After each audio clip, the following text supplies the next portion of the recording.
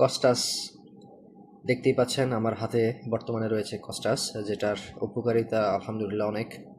তো এটা হচ্ছে মূলত রাসূল সাল্লাল্লাহু আলাইহি ওয়াসাল্লামের সাজেশন করা একটা ভেষজ, যেটা হাদিসে আসছে কস্তুল আল হিন্দ নামে। তো আমরা জিন জাদুদের পেশেন্টদের ক্ষেত্রে কস্টাসগুলো কেন ব্যবহার করি, এর অন্যতম কারণ হচ্ছে যে যেহেতু এটা রাসূল সাল্লাল্লাহু আলাইহি ওয়াসাল্লামের সাজেশন করা, বুখারী মুসলিমের মধ্যেও এই হাদিসগুলো আছে।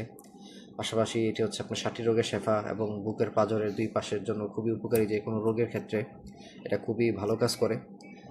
জিন জাদুদের পেশেন্টদের ক্ষেত্রে এটা অনেক কাজ করে এভাবে যে যাদের অনেক বেশি মাথায় সমস্যা হয়, মাথা রিলেটেড, ঘুমের সমস্যা, মাথা ব্যথা, মাথা জ্বালা পোড়া, অস্থিরতা, ওয়াসওয়াসার সমস্যা হয়, তাদের উচিত হচ্ছে দিনে অন্তত একবার হলেও এটার এক ফোঁটা করে নাকে দেওয়া।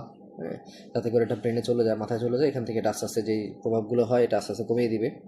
পাশাপাশি যে তাদের খাওয়া রিলেটেড সমস্যা হয়, যে খাবার কাছে নিলেই মনে হবে যে অনেক দুর্গন্ধ, বাজে স্মেল আসতেছে, তাদের জন্য কিন্তু কস্টাস অবশ্যই ভালো কাজ করে। এবং যাদের পেটের সমস্যা, যাদের রিলেটেড হয়, মাসিকে অনেকের সমস্যা হতে পারে, তাদের জন্য কিন্তু কস্টাস খুবই উপকারী।